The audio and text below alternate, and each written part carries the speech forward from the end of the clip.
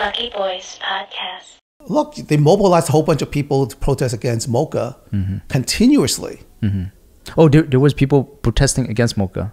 Yeah. From what? I'm sorry. Can you just explain what Mocha is? Mocha's Museum of Chinese in America. And why was there a protest against? Because they took the money when the mayor, previous mayor de Blasio says, what do you want to make good on this mega jail? One of the things they said that we're looking for, we've been here for so long, we're looking for some money to build so they got $35 million. And because of that, people are saying you sold out the community. People protested. Artists did not withdrawn their engagements or their presentations at the exhibits at the museum. And people protested every weekend, every day. Where are those guys? I mean, why don't we talk to them and perhaps to understand, to mobilize them, to explain to them what we're fighting for. That we too believe in criminal justice reform. We just don't believe that by doing this window dressing, putting up spending $1 billion is going to solve the problem, because it hasn't. I think, at least mobilize those who show up for if they're protesting Mocha because they took money for the jail, why don't you also protest against the jail, period? All right. And I don't expect everyone to be there, because we all have to work. But somebody got to, half the people maybe. Wasn't there an issue with one of the owners at Mocha? One of the board member is the owner of Jin Feng. Okay. And the property owner of Jin Feng, not the owner of Jin Feng. Okay. And didn't he and what's that guy's name that directed that basketball movie with the Asian guy? No, not listen. The one with Pop Smoke. Oh. It had that Japanese basketball player. Yeah. You saw this movie. I saw this movie. The director. Oh my gosh. How can I forget his name? Eddie Huang. Eddie Huang. No disrespect to Eddie Huang. Yeah. But yeah. Eddie Huang. Sorry. Just slipped my mind. I'm horrible. Yeah. But yes. Eddie Huang. Yep. Didn't Eddie Huang and someone from Mocha have some back and forth on Twitter where it was public? Yeah, about so you're aware. Okay, what happened there? Well, I think he was talking about the fact that Jonathan Chu, the property owner, was not being honest about the business dealing that he had with them, because he was going to open up a restaurant down here, and the characterization of it, was Eddie Huang right? Did he had his information? Norm, can you look that up? Can you see the back and forth on that, so we can? So we're in here. I'm sure we don't know all the details. No. I mean, hey, look, he's got nothing to lose. Why would Eddie wants? I remember reading. He was saying, Eddie Huang, hey, you were at my wedding, why are you like calling me out publicly on social media? And Eddie Huang said something to the effect of like, just because I was at your wedding doesn't mean I'm not going to speak up when you do some douchery. Right. Exactly. Norm, you got something there? It says here, Eddie Huang calls out area landlord Jonathan Chu for shielding NYC mayor's plan to build a 29-level jail in Chinatown. So yeah, he was calling him out on that. Okay, can you get the details of what they were saying to each other? Yeah, I got to look it up. So continue. So it was because of the jail, Mocha, the mega jail. Right. That Mocha's got the $35 million from the city.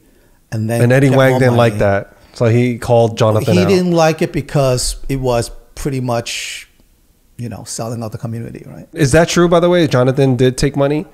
Well, he's the board. He's one of the board members. Jonathan Chu is one of the board members. And Eddie Huang is basically saying that he claims that de Blasio bribed Chu and Mocha with $35 million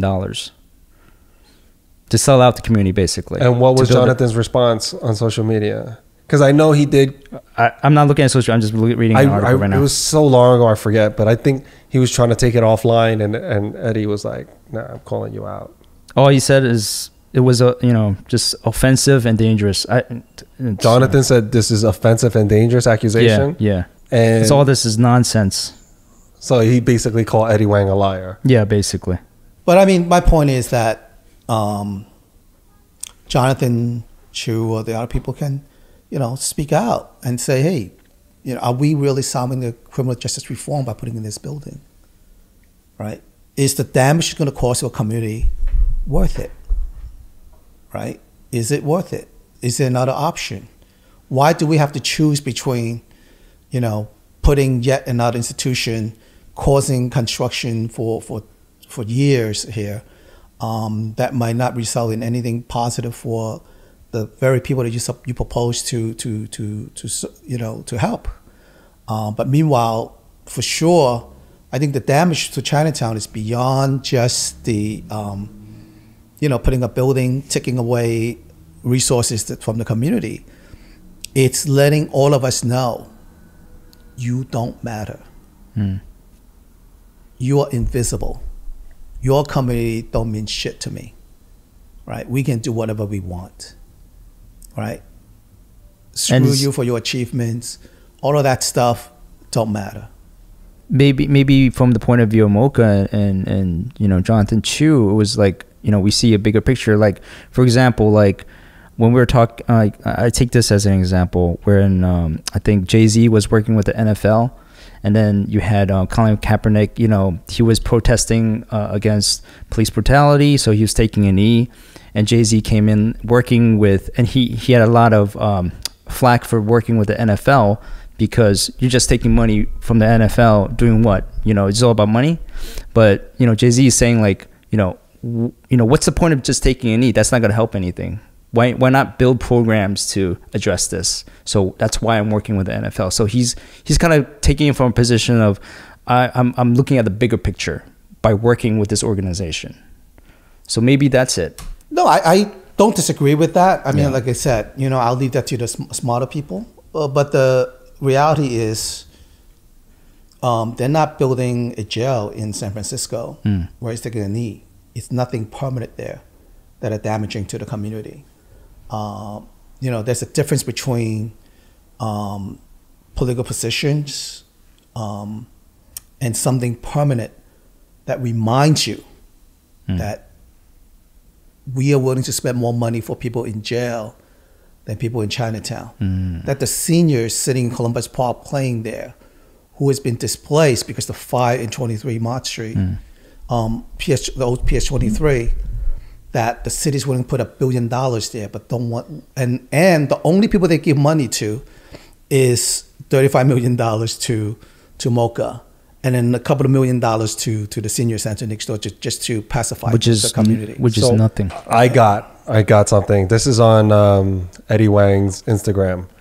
So, and he said, responding to Jonathan Chu, also Mocha NYC, would be great to get transparency on how exactly you were able to secure that $35 million in the deal for the jail, and why you think in a crisis era for Chinatown that you, above all the people suffering, deserve those funds. Please enlighten us.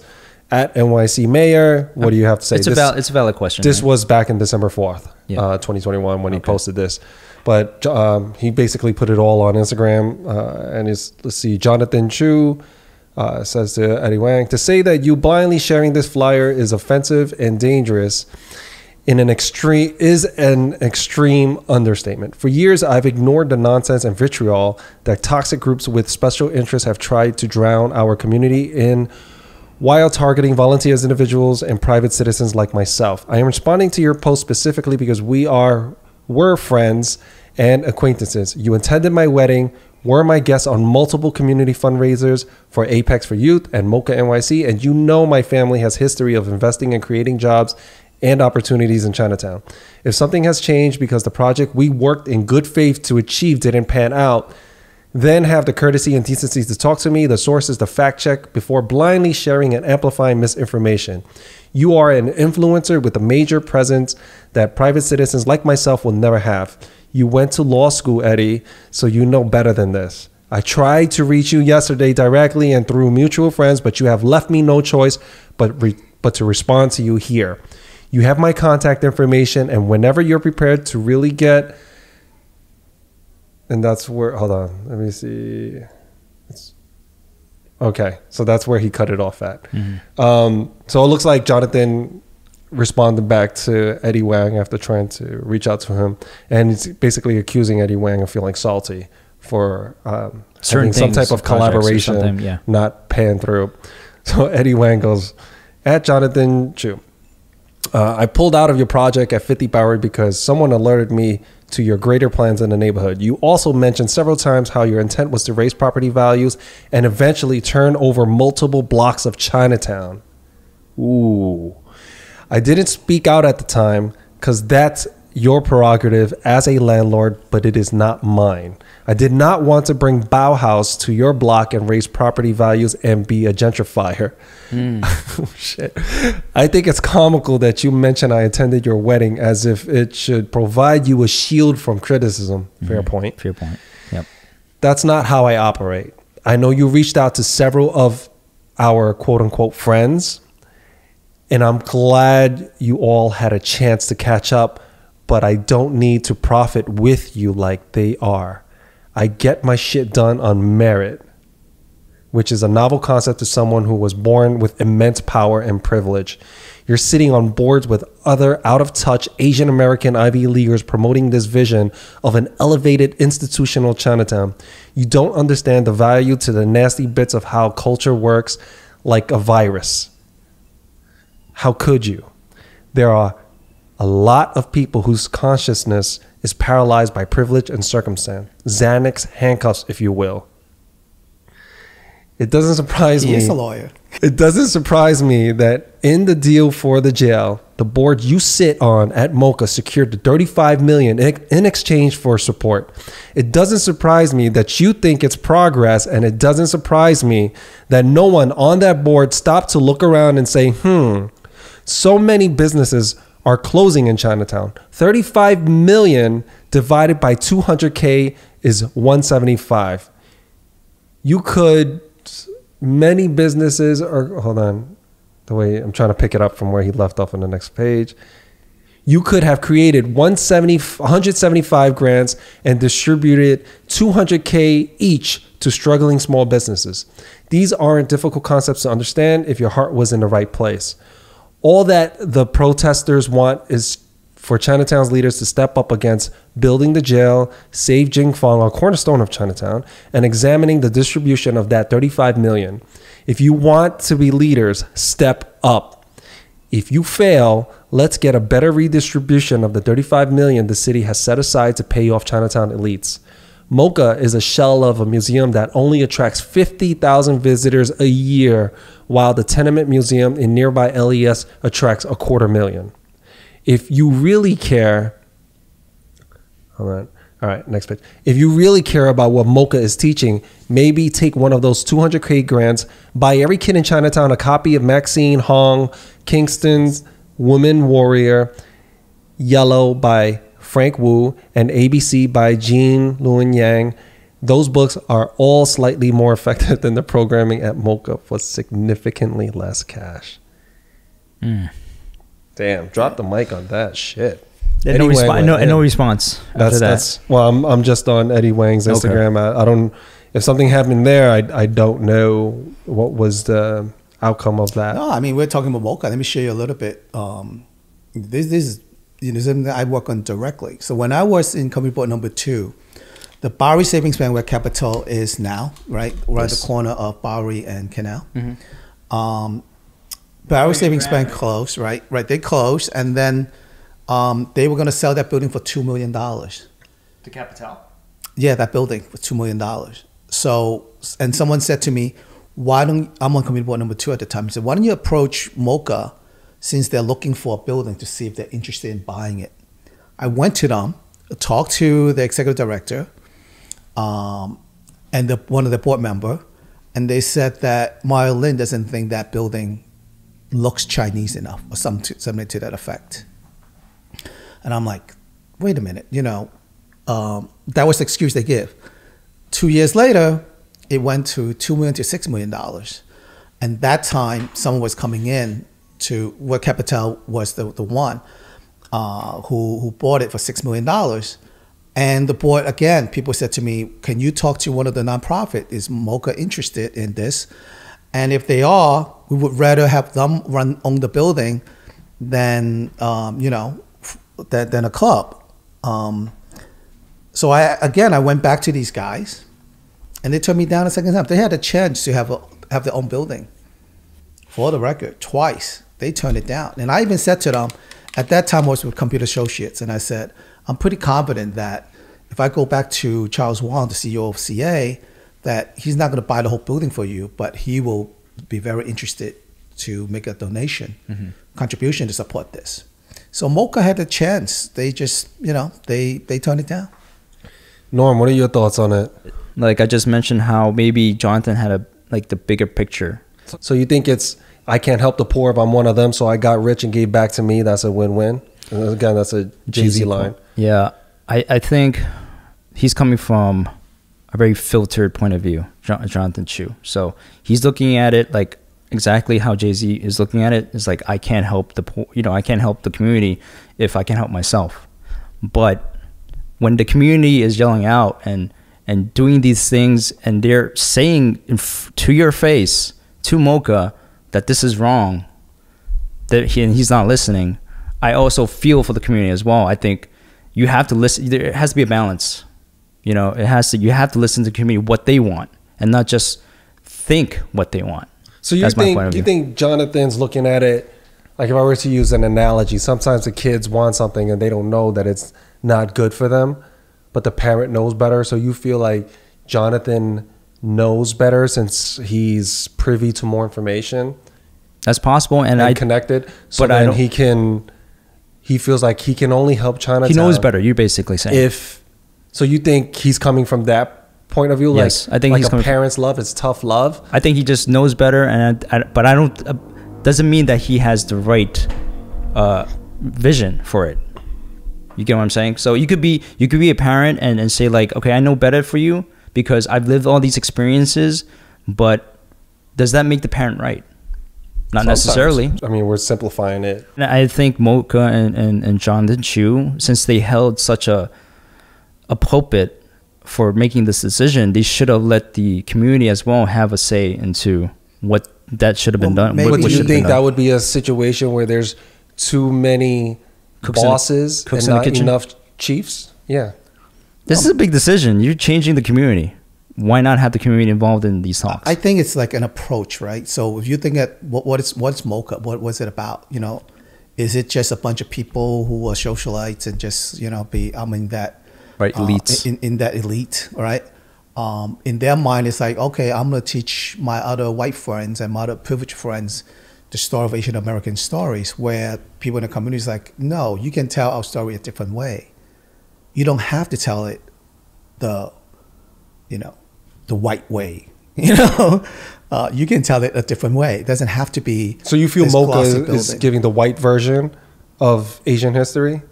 I think that goes back to our earlier discussion, right? If they're born into privilege and that's their experience, they believe, hey, I learned from going to these museums, so I'm gonna teach my friend. That's the way my friends will understand. So in their social circle, that's fine. But I don't. So maybe if Jonathan has spent more time to really understand the community that he's supposed to be, that he's interested in supporting, then he'll learn something. That there are other ways to do it. Yeah, I think when Eddie Huang responded, was that the fact, like, was there any alternative motives for your decision making? If this is in fact of helping the community, then why not reach out to the community and make sure that every voice is heard, right? And I think that was Eddie Huang's approach. Right, it's the only way that we're going to tell our Asian American story history is put up a $135 million building. Is that the only, then what people are we attracting to talk about this? Not right? People in the community. Are you going to attract more people who's going to continue to fund you guys? Or are you really get people who really would make the difference? Because the people, most of the people who are perpetrators of these anti-Asian hate and all this stuff are not the, not the customers. And again, I'm not saying you shouldn't reach out to your broader audience. But wouldn't it be the foot traffic that for example, if they had times where schools, class trips, field trips to the museum where they see something like this and learn something? That's not where they're getting the money from. But what the students... No, what I'm saying is that wouldn't you attract that type of foot traffic, for example, from if you have all these different public schools, right, all across Manhattan, or from perhaps even different boroughs? Like, hey, you do field trips to the New York Stock Exchange. You could do field trips to, an Asian history museum, right? Yeah, except the difference is that when someone Google that museum, it comes up like, okay, this museum's here because they got $35 million from the city for putting up a jail in Chinatown. That's not part of the history that we want to talk about. You make that become the living history of your building. And I think, you know, all the immigrants who believe in this country, come to this country, didn't come in and say, let me get the biggest building, right? We started with talking about coming here, giving the kids an opportunity. Putting this jail up there, it's closing the opportunity. It's really causing, you know, the same people that we're supposed to honor, right? All the seniors that are down here, you know, that's it. And aren't all the schools here highly rated? I don't know. I heard that from one of my friends that I grew up with. We were out doing some things for the community, giving out stuff to the elderly, and bumped into him, and he told me that his kids, he still lives in the neighborhood. He still lives in the neighborhood, and his two kids go to the school there. I'm like, oh, how's the school? Because when I was growing up, it was, you know, a little sketchy. Yeah. And he goes, oh no, it's a great school. It's one of the higher rated schools in New York City. In Lower Manhattan. Yeah. And I was surprised to know that. Well, to hear that. Actually, I was surprised to hear that. It is, but then what's happening with gentrification, you know, talking to like PS 130, for example, in Baxter Street, they used to be qualified for federal aid because of the poverty level of the students. But because of the changes in demographic, right, the gentrification that's happening, they might not qualify anymore. So what would happen? I think the extra money for the extracurricular activities or the support for the school, that's going to go away. And so everything's going to be out of pocket? So if you want to be in a chess club, you want to be on a baseball team, everything, you're going to have to have a considerable amount of money to participate? That could be, you know, yeah, that could be the number of teachers that they're going to go. You know, are they going to have enough to do an ESL class, for example, right? So where before you definitely have an ESL class. But isn't that basic having an ESL class? No? I don't think so. It's funded, right? It's funded. Almost every school that I know, but you could choose to have an ESL. But what do you do for? I mean, you can't just assume everyone speaks English. And even if they do speak English, they don't have a strong command of that language. They don't have to be immigrants. There's people that can only speak English that need ESL. I know people that only spoke English and took ESL classes. You know, they just needed. Like some people need a math tutor, and it's just like some people need an English tutor. It's just, or they need a class that's not as advanced. And you just need to take a couple of steps back. So I would imagine that ESL is just part of a curriculum, not just for like immigrant communities, but just for kids that may not be able to grasp or maybe behind other kids. No, I mean, those level of details I'm not sure about, but what I do know is that the level of federal aid that are given to deal with poverty, schools who are in neighborhoods with poverty levels high, which Chinese American community is one of them. The fact that the shift in demographic make them no longer qualify or have that funding reduced. So just means there's going to be less support for the immigrant kids who are going to school down here. Right. So the allocation of the money is just basically, withdrawn, and then maybe there's different funding that comes in to kind of cater to the more gentrified community. So you look at it, you take the mega jail, you take all that, you take the homeless shelters, and it's kind of social engineering, right? Right, but I would think that's you're going to bad raise a family. You're going to say, you know what? I'm not going to. Why would I want? If I'm coming to New York, I'm like, no, I'm not going to be in Chinatown anymore. Right. Why would I want to be in Chinatown? Because I got a jail construction for 7 years. By the time my kids go to school, there's going to be homeless shelters. People are going to be killing me off the street. That's the fear. And then now the school is not going to get the funding that we need. So. So when the mayor and people say, well, New York City is such a segregated city, there are consequences of the decision that they're making, right? So as far as Chinatown, and I don't think it's just New York Chinatown. If you look at Chinatowns across the country, that's been happening. So if you look at it from a higher level, is it really just political power for the Asian American community? Will you ever get to that level? Right? Will you ever get to that point?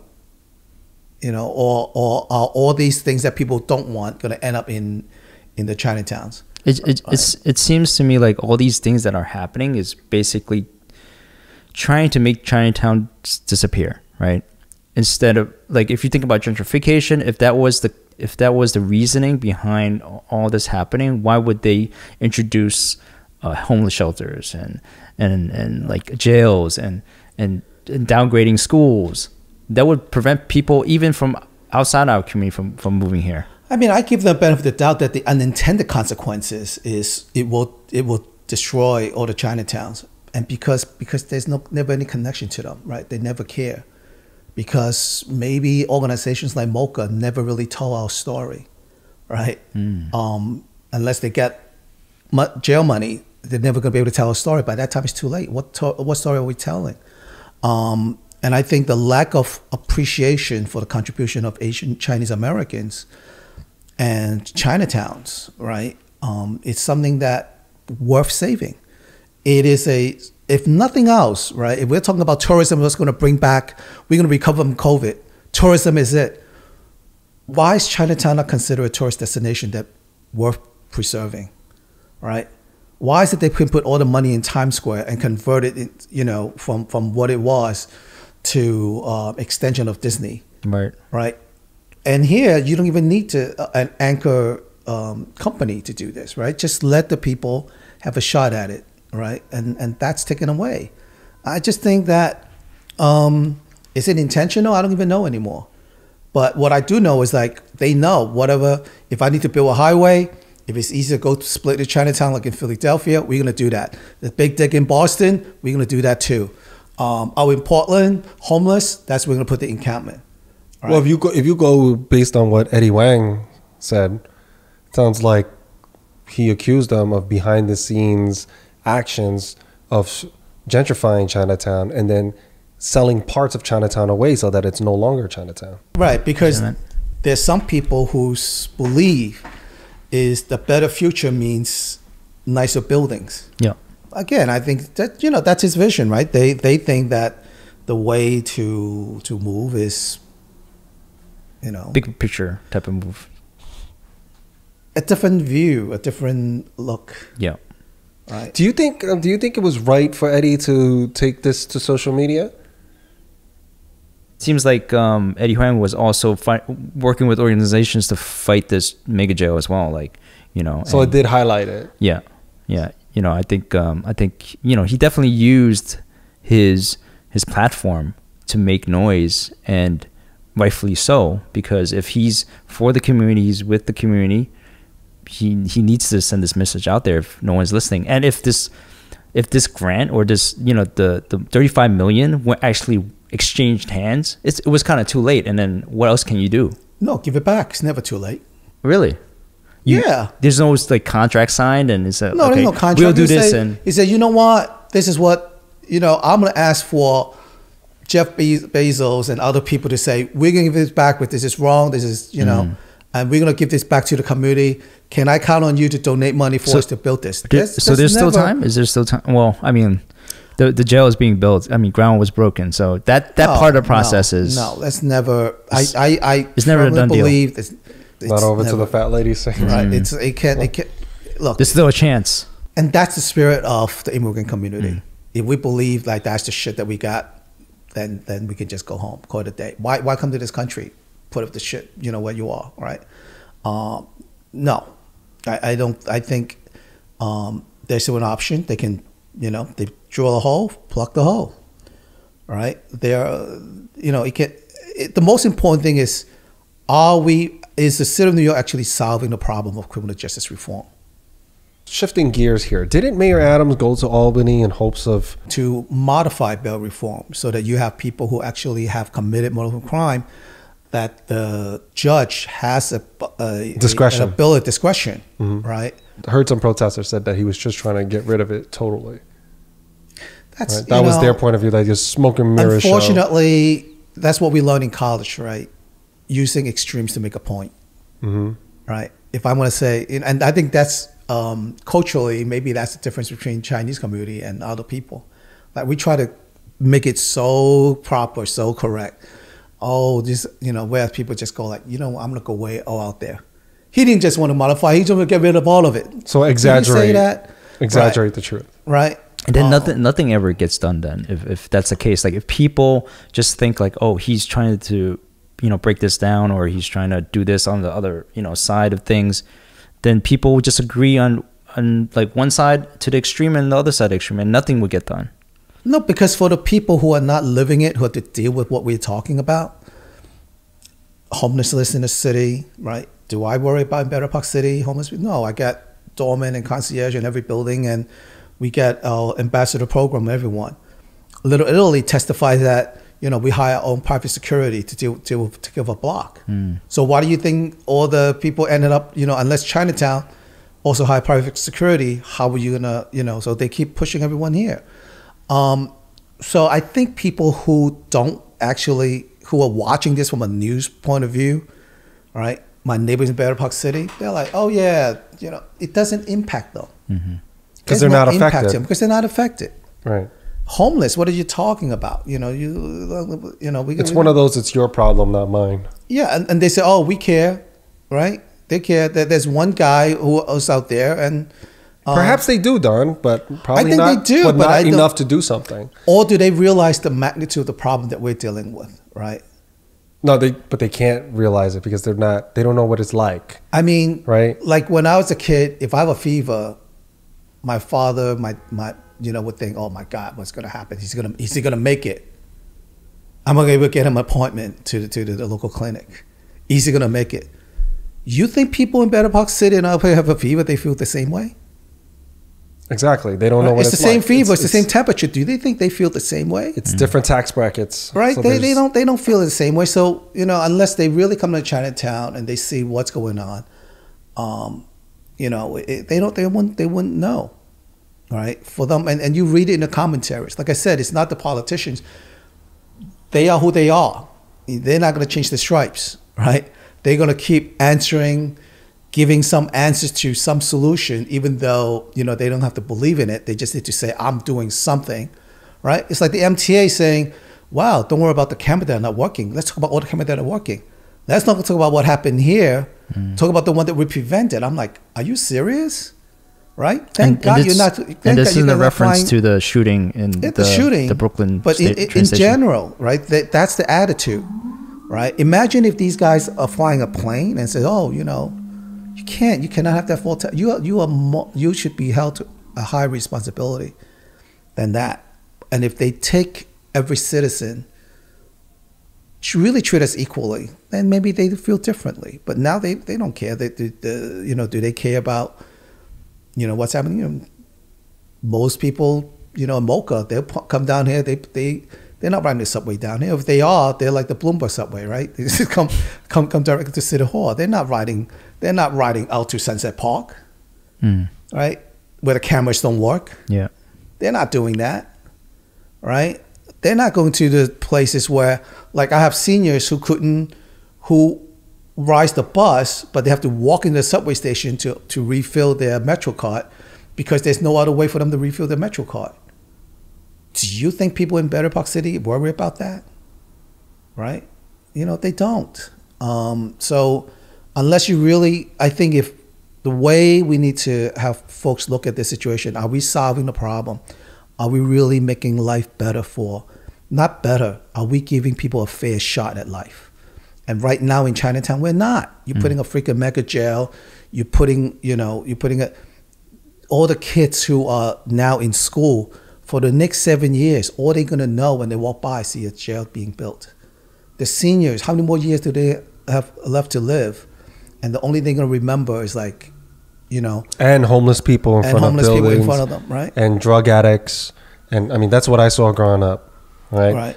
On my way to school and on my way home from school, every single day without fail, homeless people in front of the building, across the street from my building, drug addicts, people just laying on the floor, drunk in the daytime. and getting into arguments, fights, seeing a bunch of ambulance vehicles picking them up, watching police take reports from something that happened. And as a child, I thought that was normal. Walking my mom, having them harass her while I was with her, my mom getting into arguments with them. These random homeless people saying crazy stuff to my mom. Basically catcalling her. Yeah. And I was just, how you gonna catcall someone when they're with their kid? You know what I mean? I think I was like 5 or 6 years old, but I remember that. My mom was like really upset, yelled back at him, and this homeless guy was like, yeah, saying all these curse words, and I'm seeing gestures, and my mom just kept moving, and I just wanted to get me home, and get you safe. That we lived like right there, so like it's unavoidable. Yeah, it's unavoidable. Every time I left my home, it was right there, right in front of my home. It was unavoidable, right? So my heart goes out to everyone in living in that community. I know exactly what you're talking about. I was born in that environment. I was born and raised in that environment, and I can't tell you that it was easy. I never felt safe. My parents didn't feel good about letting me out. They were always worried when it was dark and I wasn't home. And because of that, they were so strict on my freedom. I was very limited in where I can go and what time I needed to be back home and how I was able to check in with them. It was tough. It was tough. And for me, I couldn't understand that because, hey, I'm just a teenage boy. I want to be out with my friends, Mom. You don't get it. Like, why are you being so overprotective? Yeah, you didn't get the sense of danger at that because, when you're a kid, you think you're invincible. But I get it now. Yeah. Right? I got it as soon as I matured. Yeah, I feel the exact same way when my grandfather, he was walking me home, and this I assume he's a homeless guy, but he took out a pair of scissors and tried to rob him, and I was like, I didn't feel anything because I didn't know it was dangerous or not, but I knew my grandfather was like, okay, all right, I'm gonna give you some money, okay, go away, because he was trying to protect me, making sure that I wasn't in front of him. So, but thinking back on it, I'm like, wow, I grew up in that neighborhood and things could have gone south. And we grew up right in between that, right? Yeah. You was on the other end of it, and I was at the beginning end of it, right? And the violence that comes with that. The dangers that come with that, right? Where they would break into the buildings, where if they needed money, who they would look to, right? I mean, if they're drug addicts or if they're homeless and they're desperate within themselves and they see an opportunity. I mean, it's happening right now. Yeah. It's happening right now, right? And I can't tell you how many of my aunts, uncles, neighbors, people that I know, not even Asian, Hispanic, Black, Italian, were robbed because we lived in close proximity to that. So if it's one of those homeless shelters where let me tell you something, homeless people, you know how they were taking the encampments down all over New York City? Mayor Adams was taking all these encampments down, and I get it. Like, no one wants to walk in New York City and having see a homeless encampment makeshift, and they have to walk across or walk in the street or feel like their life is unsafe. Yeah. So while taking them down, they interviewed a lot of these homeless people, like, why don't you just go to a homeless shelter? And you know what their answer was? It's not safe. It's not safe. The type of people that go in there, I don't even feel safe going in there, and I'm a homeless person. Right. So what does that say of building it in the communities where it's near schools, near parks where children play? So shouldn't the solution be fixing that problem instead of spreading it around? Oh, let me build more shelters. Let me do one in Chinatown. There's a bigger problem. Let me do 4 more in Chinatown. It sounds like that just exacerbates the problem. But for them, when they talk to the other, I'm doing something. I'm building more shelters, right? And how many? What's the population? We asked them, right? And now they're using, Mr. Kwok and say, oh, remember that a couple of years ago, Mr. Kwok who was killed? He said, oh, no, they're Chinese people who are also homeless. I said, wow, you're going to take this one guy who were killed, right, by another homeless person. You're not talking about the perpetrator who killed them, but you're talking about him being Asian. And if you build all this shelter, how many Mr. Kwok are there? Look around, right?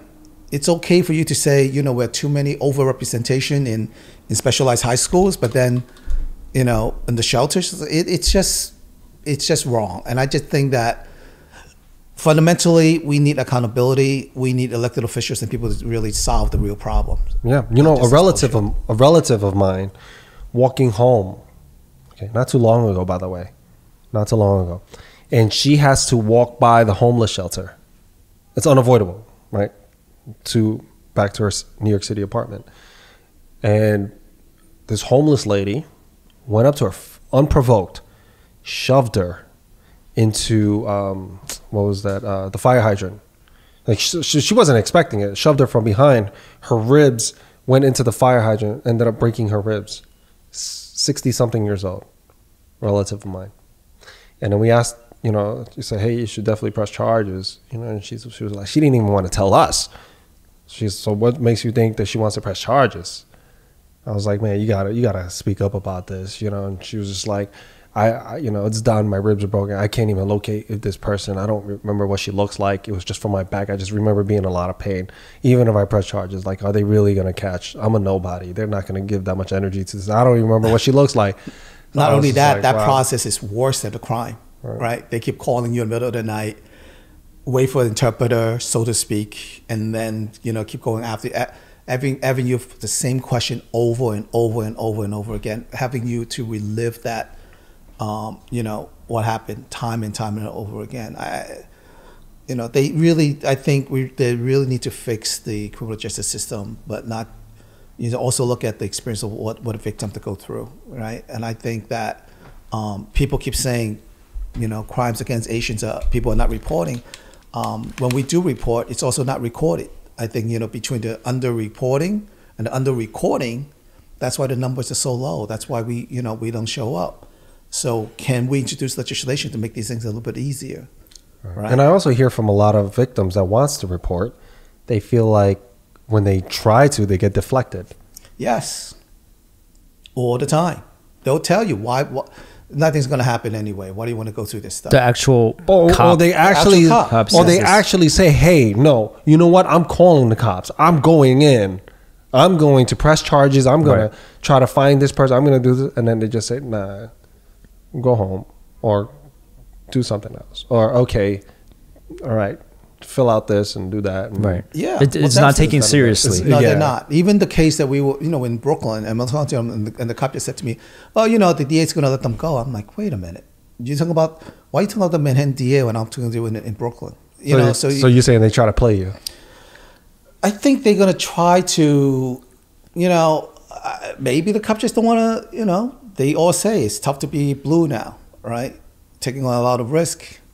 You know, why I'm going to stick my neck high out. risk, low reward. Yeah. And is it worth it? But doesn't that go, I don't know, but don't police officers have an oath to do their duty to? I've seen officers not uphold their oath. So they're human beings. They'll choose what is the easiest path, you know, so. Yeah, I mean, what happened, a lot of the, you know, it's so their word doesn't matter. Is what you're saying to some of those. A lot of police that I've encountered, that I've seen, a lot of what they say don't matter, you know. I've seen it firsthand too, so. I don't know. I was raised to, you know, when you say something, you do it, and if you I believe that too. I believe that too. You know, I mean, as a man, just speaking as a man, as a good human being, like you follow through. You say something, and there's certain criteria, expectations, and professionalism. You carry that through, and always respect your elders. That's what I was taught. I went to Catholic school, and my parents, they always taught me that respect my elders, even if they're wrong. Just respect them, but you don't have to agree with them, but you do have to respect them, right? And just listen. And if you say something, you do it. You keep your promise. Keep your word. Yeah. You keep your word. Yeah. You don't go back on it. You don't deflect back on it. You don't try to spin it and say, no, I never said that. You did this or you took it. Like just do it, man. Just be that kind of guy, because when you're like that, people know. But I mean, look at the most recent case with the subway shooter, right? So the police commissioner or the police brass putting himself on the back.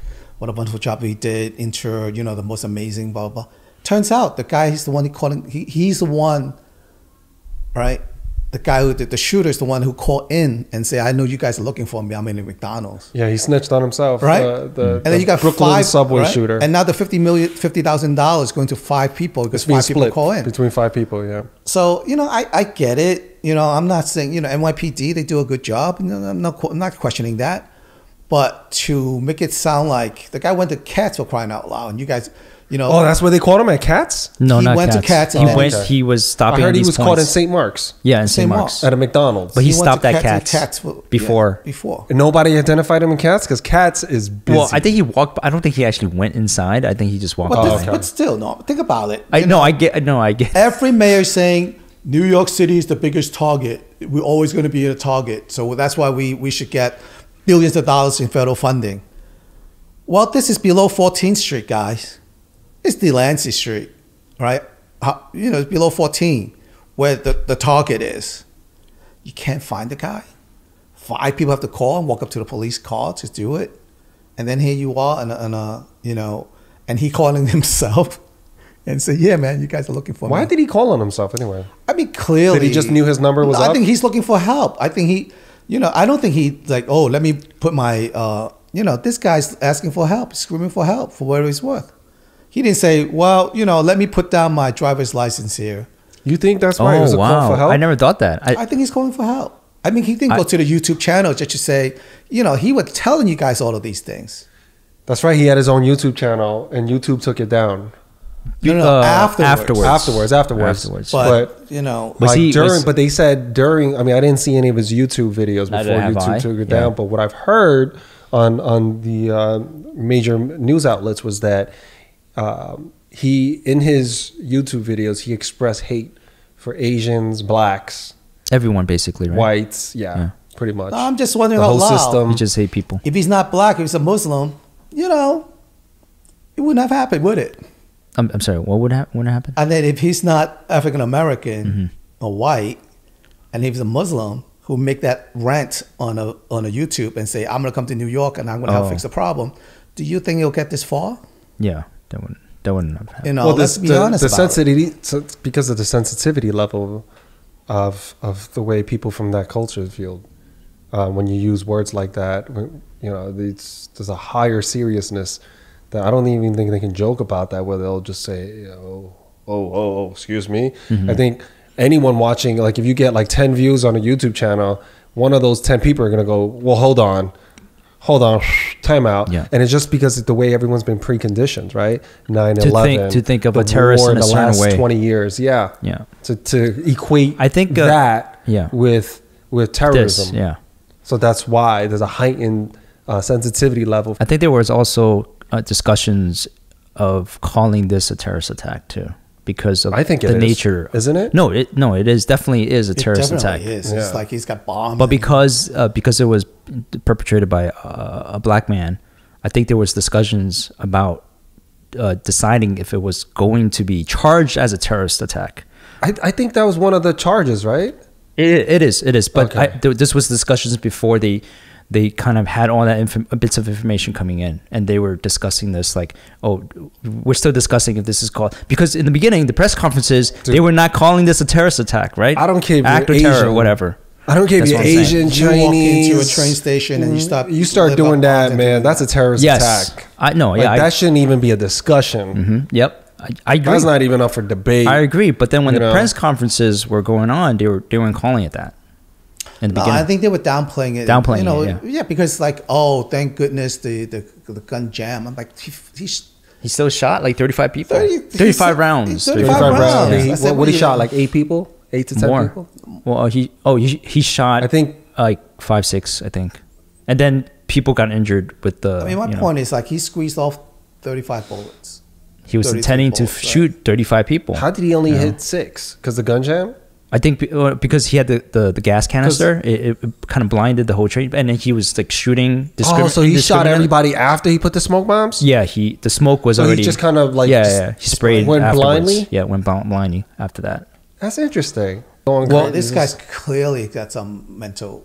Like no, there's other things I always laugh at. Oh, it's another senseless crime. Well, tell me a sensible crime.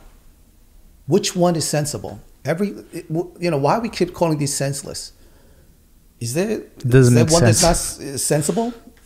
Right? Like, Yeah. what kind Well, of you know nonsense what? is this? The right? movie, and not to, I mean, make light of the situation, but the movie John Q with Denzel Washington, where he breaks into a hospital, kidnaps the doctors in there, and forces them to do surgery on himself to remove, I think, a kidney to give to his son, or a heart to give his heart, forced surgery so that his son gets his heart so he doesn't die, because his son didn't have enough time on that list to get a heart replacement. So to me, that's sensible. Yeah. Right. That's what I mean. But yeah, I get it, Don. I get it. I mean, I'm just saying, like, can we just get to, you know, and again, I think that speaks from privilege, right? From what? Privileged political class, that they just want to, you know, let me just pull together a sentence that sounds, you know, get all the sound bites in. Sounds has got to be one of them. Let's just, you know, build this sentence here. No, you're not getting it, right? For all the people who are writing, all the Chinese Americans who are living on Sunset Park, they're like, oh shit, what's going to happen to me tomorrow, right? And Norm, you take that line in, right? Yeah, man. I take that train line in. I mean, luckily I didn't have to go into the city on that particular Tuesday, day. right? Yeah. Was that Tuesday? Yeah. But I was supposed to go on Thursday, so I know. I missed it. I text you. I missed it. I text Norm. I text him and my other buddy. He's closer to Manhattan. So I text both of them. The other one replies back quickly. This guy doesn't reply for hours, and I'm just like, no, I'm not gonna get worried. I'm not gonna. And like, But you know me though. I don't reply that quickly. You reply like quicker than that though. Okay. You don't usually take hours to respond. Okay. So, I started going, let me give him some time. You know, it's all good. It's a work day. no, my wife. This guy doesn't reply for the longest, and eventually I had to sidebar with him. And I was like, "Yo," and he's like, "Oh yeah, I'm good. Don't worry about it. I'm at home today. I'm working from home." I was like, "Oh my gosh!" But that's my point, right? Well, like how much you worry so much, right? Just like, you know, about the people I consider family. But then when you look at the press conference, the way they were like just glorifying the whole thing. Oh yeah, we got the best. It's like, no, can you just own up to the fact that this happened? This shouldn't happen. Yeah, it could have been avoided. Yeah. That the camera should have been working, right? I don't think you can stop everybody, but you know, the aftermath. Then the guy changed his shirt, went to Manhattan of all places, to heavy tourist area. You don't think those are targets? Yeah. Right. Like, so if he wanted to continue his, so all I'm just saying is that if these are the leadership, and these are the same people they're saying, let's build the jail. Let's just build this building. Let's just spend, you know, the homeless shelter we're talking about, $63 million to operate for 5 years.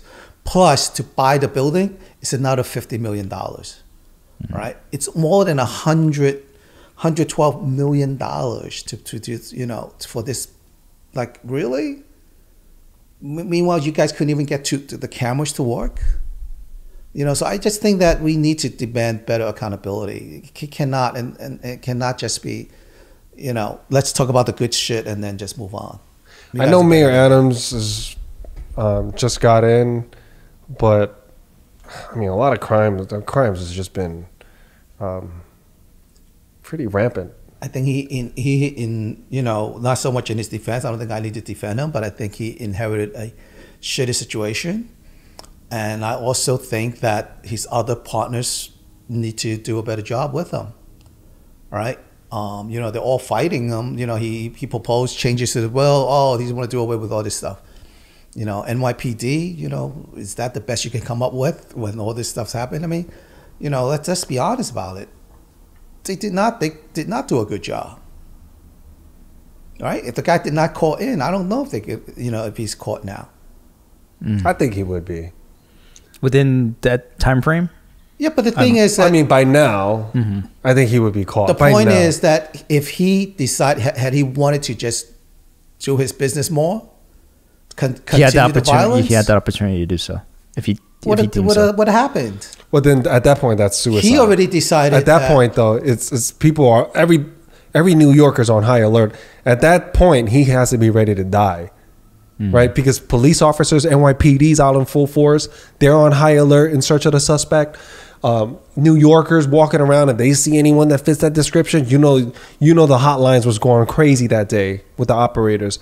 And if they see him, or if he start bucking off shots, you know everyone's just gonna get that. He's not going to be able. I really doubt he's going to be able to escape. That he's going to have to die where he's committing the next rampage. So, Will, my point is that happened, but yet he got all the way from Brooklyn to Manhattan, spent a day until he caught it himself.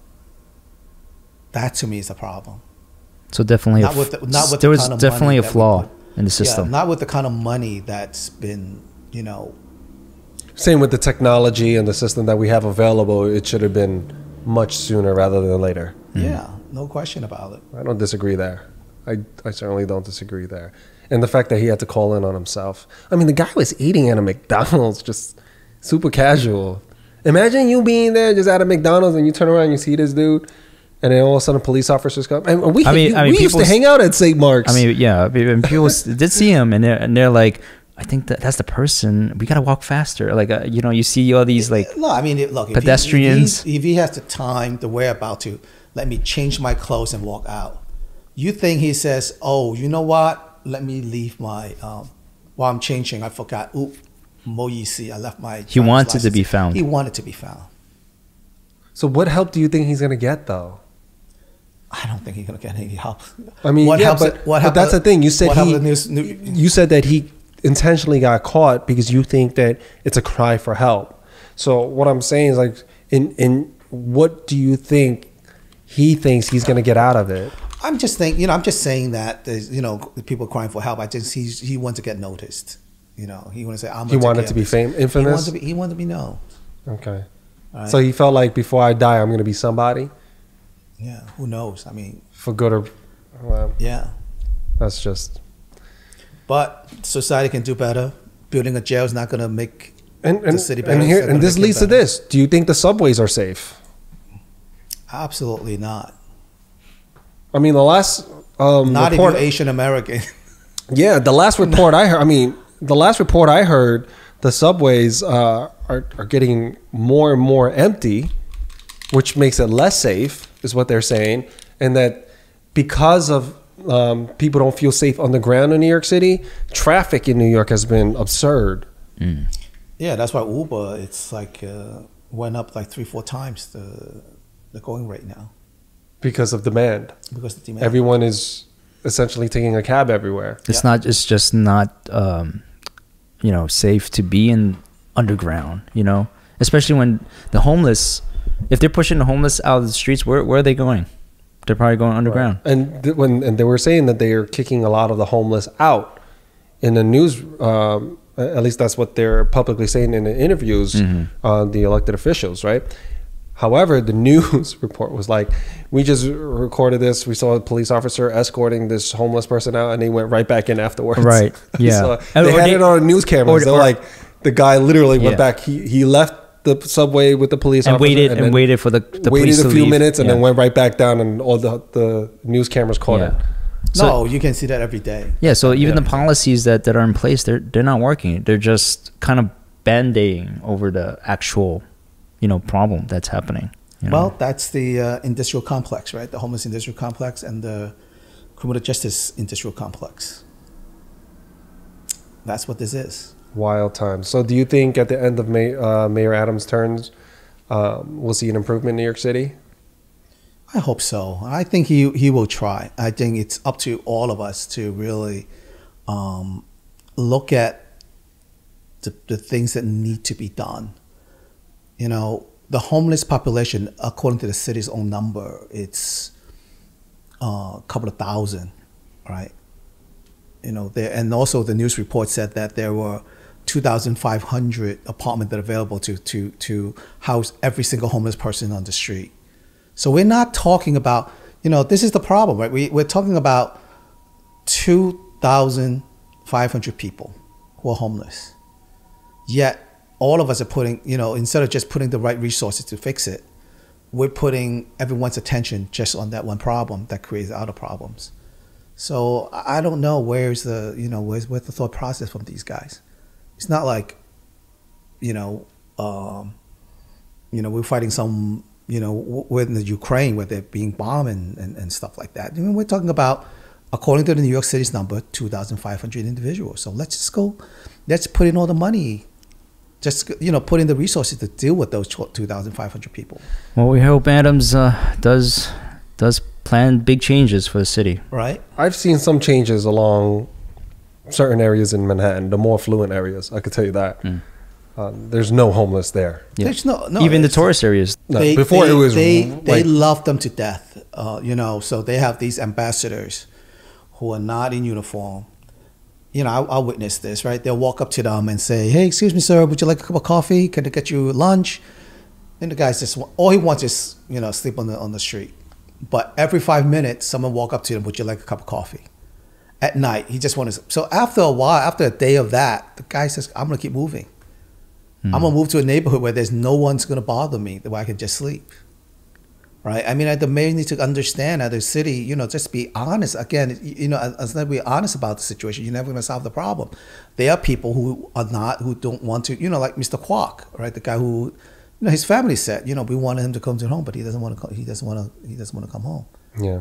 All right. I want to leave on a positive note. Don, since you have so much experience, life experience, fighting the good fight and working with a lot of senior citizens and hearing their stories, you seeing the good, the bad, ugly, and the beautiful stuff in the world, and being grateful for everything you have, and you recognize the value of hard work and success and achievement and happiness.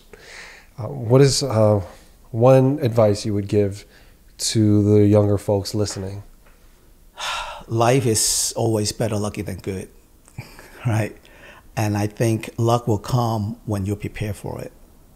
So as much as we are, I'm fighting that fight, I think I'm always aware that I need to be in a good financial situation so I can be sustainable, and get someone who was supportive. My wife being, extremely supportive to do this stuff. 25 years of not being home, being out there, protesting. Middle of the night, talking to other advocates, going to board meetings and stuff like that. It's worthwhile, especially when I see the senior, when I see their smiles, and I feel like that they, not so much I'm helping them, but they make me a better person, right? For me to appreciate what they have. I just think that we need to, my only one advice would be not be a Lone Ranger. How do we mobilize more people? If you believe in something that you're doing, mobilize more people to follow that path. And I think I'm very lucky that at Homecrest Community Services, I have 10 people who believe in that, it's what we do. And I think that's how we're going to be able to do it. That energy feeds off each other. That's it. For someone who's not very smart, and stumble across this opportunity to do something and be, recognized to get that positive feedback. I think it's just, things would just happen. Just do that. But the most important thing is, bring in other resources to mobilize other people to be on that path. Words of wisdom, Don. Thank you for sharing. As always, you've been extremely generous with your thoughts and unfiltered. And we appreciate that. Yeah, there's definitely a level of honesty that, whether right or wrong, coming out your mouth, it's your honest truth. So we certainly appreciate you. Thank you. No, thank you for what you guys are doing. I think it's important that we got get our message out, because clearly people are not listening, or they don't want to hear us. So what you guys are doing amazing, and I think we need to capitalize on what social media can deliver. We cannot depend on mainstream media to tell our story. We cannot depend on institutions to tell our story. So you guys are doing phenomenal work, and other people on podcasts and other social media channels. So thank you for that. Appreciate the conversation. All right, guys. That's all for today. Lucky Boys out. Lucky Boys Podcast.